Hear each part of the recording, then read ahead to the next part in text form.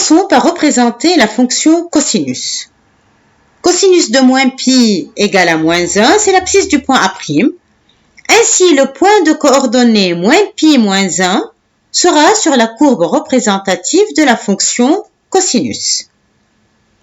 En allant du point A' au point B' sur le cercle trigonométrique, le cosinus augmente, donc la fonction elle est croissante sur l'intervalle moins pi sur 2, et elle demeure croissante sur l'intervalle moins pi sur 2, 0, cette fois avec des images positives qui atteignent 1 quand x devient égal à 0, ça veut dire quand m arrive en A.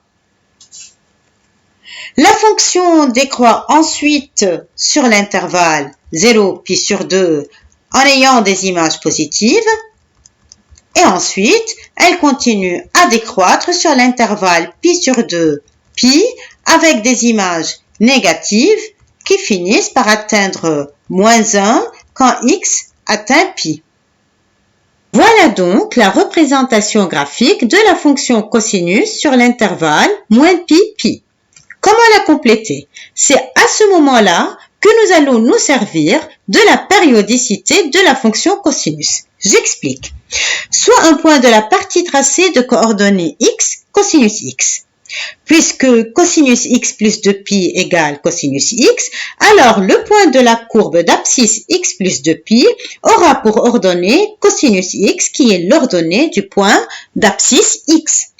Le nouveau point obtenu est donc l'image du premier par la translation d'un vecteur horizontal de longueur de pi.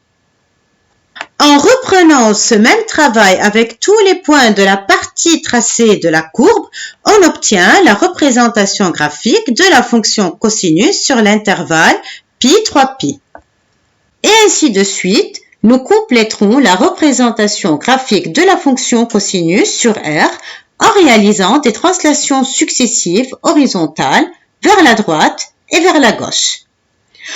On remarque que la courbe représentative est située dans une bande délimitée par les droites d'équation y égale à moins 1 et y égale à 1.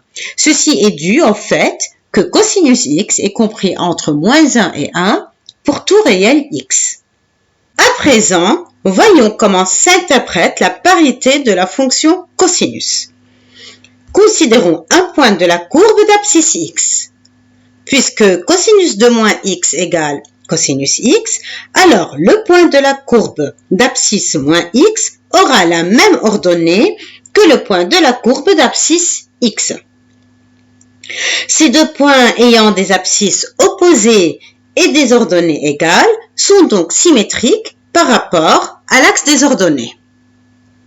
Ceci étant vrai pour tout réel x, on peut alors conclure que la courbe représentative de la fonction cosinus, comme celle de toute fonction paire, admet l'axe des ordonnées comme axe de symétrie.